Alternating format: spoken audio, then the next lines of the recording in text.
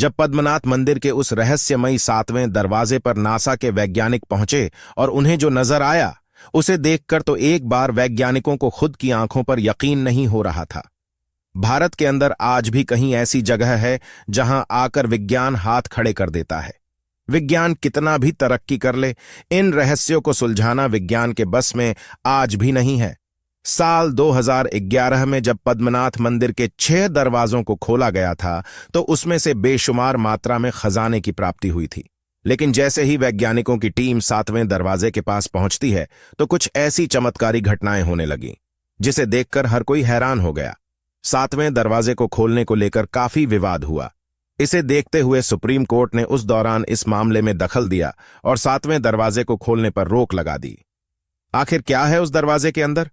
मान्यता है कि अगर जिसे खोला जाता है तो इस पृथ्वी पर प्रलय आ जाएगा। तो पद्मनाथ मंदिर के तहखानों के अंदर अपार मात्रा में खजाना छुपा हुआ। केरल का श्री पद्मनाभस्वामी मंदिर देश के सबसे अधिक संपत्ति वाले मंदिरों में से एक है। लेकिन सिर्फ संपत्ति की वजह से नहीं, बल्कि अपने रहस्यमयी होने की वजह से भी यह मंदिर चर्चा में रहता है। माना जाता है कि यहां के गुप्त तहखानों में इतना खजाना छिपा हुआ है जिसका कोई अंदाजा भी नहीं लगा सकता। ऐसे ही 6 तहखानों के 6 दरवाजे खोले जा चुके हैं, लेकिन 7वां दरवाजा अब भी बंद है। स्वयं नाग लोक के नाग इस मंदिर के खजाने की रक्षा करते हैं। अगर पद्मनाभस्वामी मंदिर के 7वें दरवाजे को खोला जाएगा तो कई अनिष्टकारी घटनाएं हो सकती हैं जो मानव जाति के लिए बिल्कुल भी सही नहीं होगी। ऐसा भी बताया जाता है कि जिसने भी इस दरवाजे को खोलने की इतिहास में पहले कोशिश की है, या तो वह इंसान गायब हो जाता है या फिर उसकी मृत्यु हो जाती है। यह रहस्य वैज्ञानिकों के लिए भी पहेली बना हुआ है। अब सवाल यह उठता है कि आखिर यह खजाना इस मंदिर में किसने छुपाया था और इस मंदिर को बनाया किसने था? दोस्तों, यह मंदिर कब बना?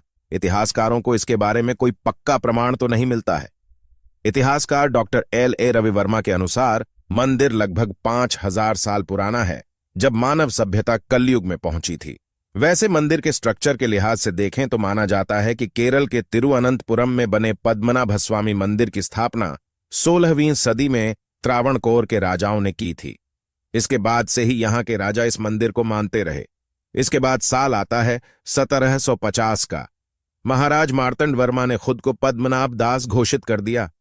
इसके साथ ही पूरा का पूरा राजघराना मंदिर की सेवा में जुट गया। अब भी शाही घराने के अधीन एक प्राइवेट ट्रस्ट मंदिर की देखरेख कर रहा है।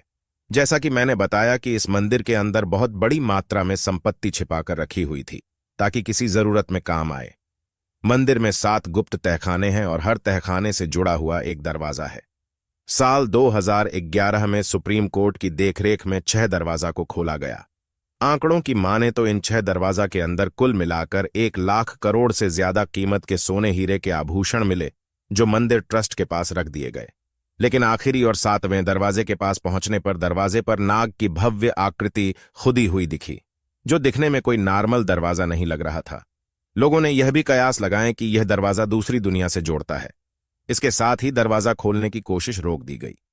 माना जाता है कि इस दरवाजे की रक्षा खुद भगवान विष्णु के अवतार नाग कर रहे हैं और इसे खोलना किसी बड़ी आफत को बुलाना होगा।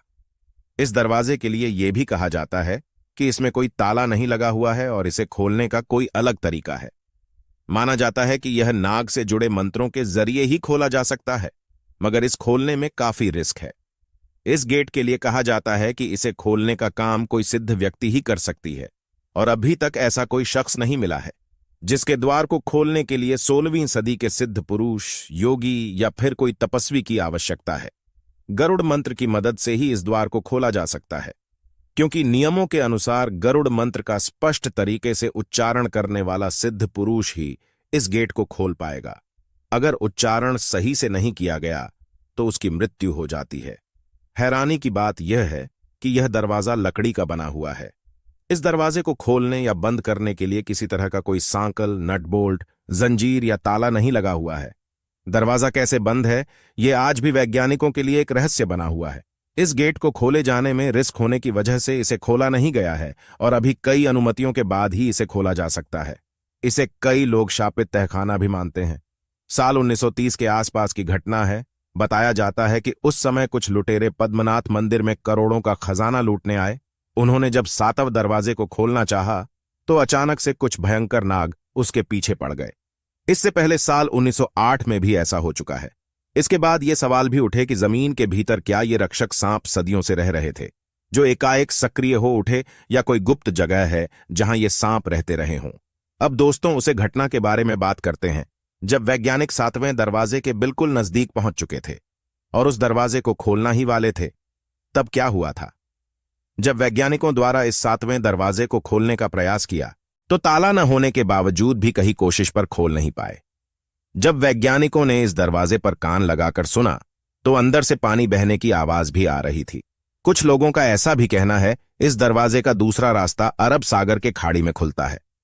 काफी कोशिश के बाद ये लोग यहां से हार मानकर चले जाते हैं, लेकिन इसके बाद कहा जाता है कि एक बहुत ही रहस्यमय घटना होती है, और वह कमेटी जो इस दरवाजे को खोलने का काम कर रही थी, उस कमेटी के 2 सदस्यों की आकस्मिक ही मृत्यु हो गई और एक एक करके सभी के जीवन में तरह तरह की मुसीबतें आने लगीं।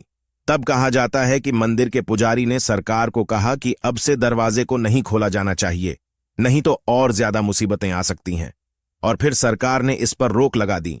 आज तक इसको जिसने भी खोलने की कोशिश की उसके साथ कुछ न कुछ घटना हुई है।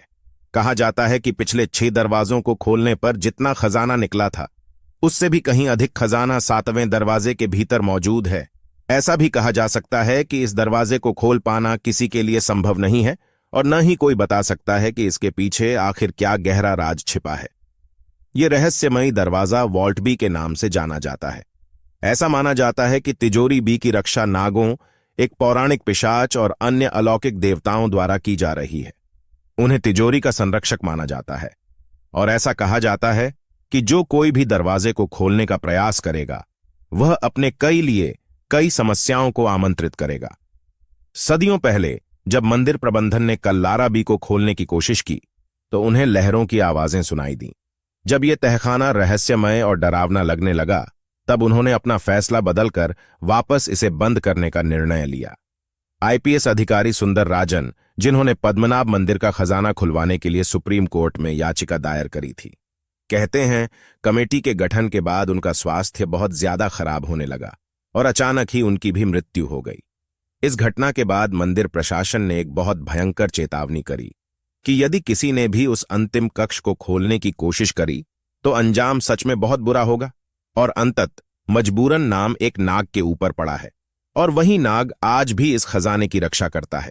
पद्मनाभ मंदिर के 7वें द्वार को खोलने व उसके खजाने को खोलने की बात होती है तो अचानक से एक भय का माहौल बन जाता है और अनहोनी की कहानियां सबके सामने आने लगती हैं। मंदिर पर आस्था रखने वालों की मान्यता है कि जज टीपी सुंदर राजन, जिनकी अध्यक्षता में दरवाजे खोलने का फैसला हुआ, उनकी एकाएक मौत भी इन्हीं दरवाजों का शाप है।